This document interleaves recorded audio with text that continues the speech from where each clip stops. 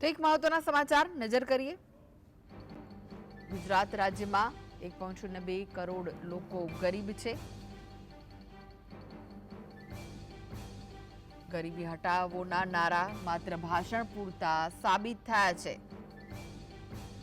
તો રાજ્યમાં ગામડાઓમાં 75.35 લાખ, શહેરોમાં 26.88 લાખ લોકો ગરીબ છે।